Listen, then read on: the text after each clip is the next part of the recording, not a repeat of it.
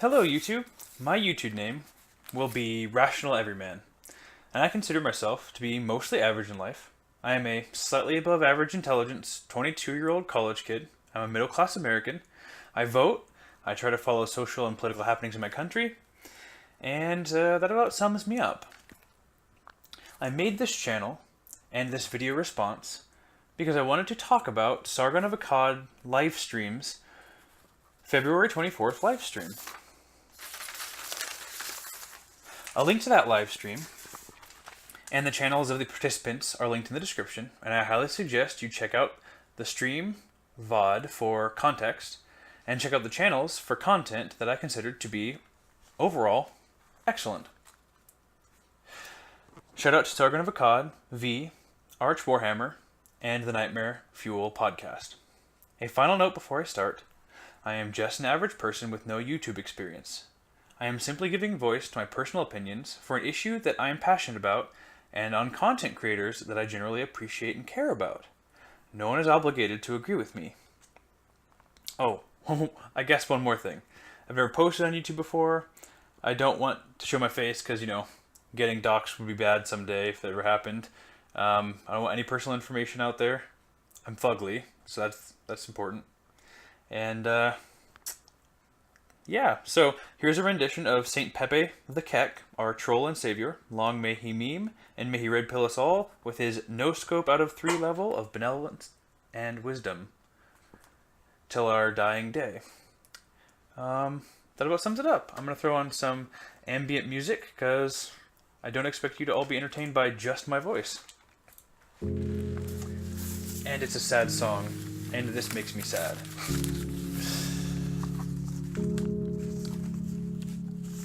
So let's start off with the issue that I wanted to discuss. I'm generally fans of the participants of this live stream, but I was disappointed at what seemed to me to be a willful filtering of communication or understanding or miscommunication from some of the participants, but it may have not been intended.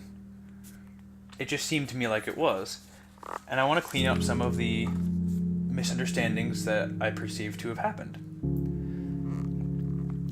When they were discussing Trump's disinvitation of certain media outlets, namely CNN, the New York Times, The Hill, BuzzFeed, Daily Mail, BBC, LA Times, and the New York Daily News, from informal gaggles or press briefings, I would like to start with something Sargon mentioned. At 6 minutes and 15 seconds in to the video, he said it is not a right, it's a privilege, isn't it? And I feel like that point got swept aside. The point seems to get ignored a lot throughout this live stream. A privilege is something that is earned and can be revoked if not earned. Rights are generally not something you have to earn and are always okay to defend and justify and stand up for. Now let's talk about Trump.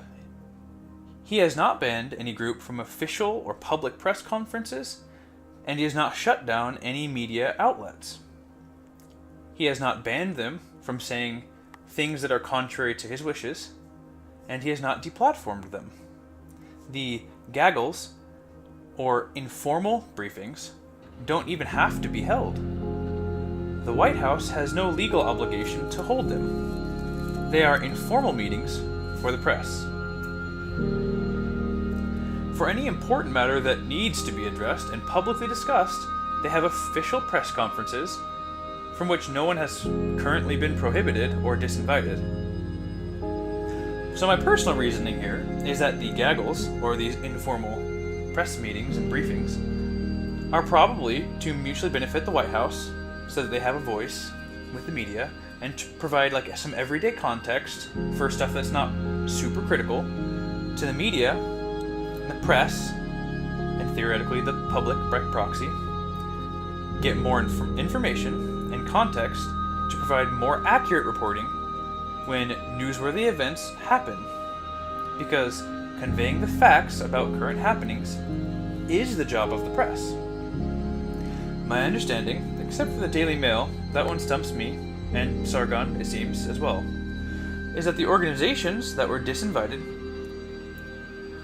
were not accepting the context and information given at these gaggles, and impeded others from accepting this courtesy because they were asking inflammatory questions and wasting time trying to use these gaggles as a vehicle to cause Trump to incriminate himself or to defame him, and detracted from the intent. Since the listed media outlets were not only wasting time and abusing the privilege and distracting from other outlets using it, this privilege was temporarily revoked until the offending parties start to play by the understood intent and framework of these gaggles or informal meetings. Optional, not obligated, in no way obligatory briefings that the White House does for the press. The worst offenders, the ones that were disinvited, appear to me to have been given a timeout for a privilege after many offenses and misuses of said privilege and the time allotted for that privilege. Now, all the participants of the live stream agreed that the actions Trump took were legal. Legality issue is case closed. You all agreed the disinvitation was not ideal or perfectly moral. That's subjective, but more or less, case closed. What seems to be lost is that Sargon and Arch only seem to disagree with the intent, methodology, and the scale that frames these protesting posts, comments, articles, etc. And I'd like to explain a little more, because I believe that got glossed over just one too many times. The disinvitation action is not ideal, regardless of who did it, and the approach that would be logical, as far as I am able to reason, to resolve the issue, would be to protest that this minor issue happened, and protest Obama, Trump, and each other person that did this equally, and with an appropriate and proportionate amount of attention and emotion. Since more than just Trump, more politicians, more presidents than just Trump have done this wrong thing, and then attempt to keep anyone in the future from doing the same if a decent alternative is proposed. The action that was taken by many, instead, was to focus an attack on Trump, and only Trump, and since this action is not the best or most logical and obvious way to protest the issue, but is a good vehicle for defaming or mudslinging at Trump, the motive behind those actions and the methodology behind these protesting comments, posts, etc. are suspect. It follows that if the focus had been on the action or the issue, the disinvitation, regardless of the actor, in this case Trump, then the logical, obvious concern is that, oh, these comments are being made for the purpose of resolving the issue. Now, if the focus is the actor and not the action or issue, then it appears that the motive or concern is to do with the actor, in this case Trump, and not the action or the issue, since it has not been given the spotlight. That is what appears to be happening. Attacking Trump and not the issue.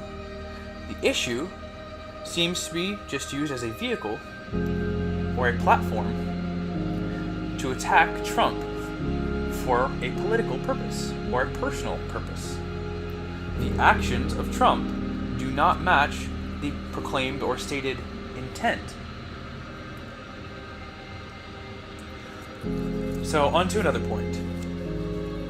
It was stated by V first, I believe, that Trump disinvited the press groups to pressure them, not stated so much as suggested, but disinvited the press groups to pressure them to give him more favorable coverage in the future, like holding ransom their ability to come to these meetings unless they gave him better coverage.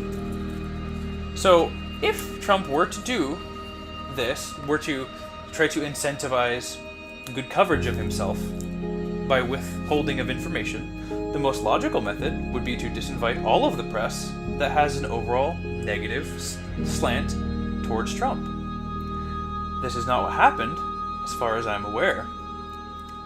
And the scale of the response was disproportionate for this minor issue as well. The backlash was disproportionate. And here's an example of why what Trump did does not follow that rationale. The Times and the Associated Press are negative to Trump by a wide margin, in my opinion, and they were not disinvited from these privileged, optional gaggles, as they are called. Trump's actions do not match the intent that V ascribed to Trump. They are not all being banned to incentivize, quote, sucking his dick, end quote. I thought that was hilarious language, by the way. Because if that were his intent, his actions would have included banning all of the media outlets that were negative.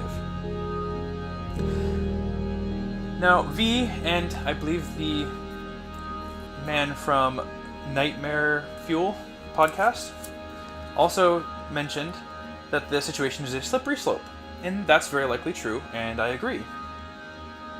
But slippery slope on its own is not sufficient for reform or outrage on an issue. If it was, you could, by identical logic, revoke free speech or deplatform social justice warriors because they abuse it with slander and libel, and on occasion incite violence, and your concern is that it is a slippery slope, and that if this continues and the trend continues to worsen, it could lead to frequent violence and even deaths, and disturb the public on a mass scale. But that would not be acceptable just with slippery slope alone. They have a right to say what they want to say, even if I personally disagree with it. I would defend to the death their right to say it, even if I don't agree. I'm not sure where that quote comes from, and I apologize, but I find it excellent, and I heard it from Sargon of Akkad. I have a lot of respect for V, Arch, Sargon, and Reese, I think his name was, the man from Nightmare Fuel. And I think those were all the participants.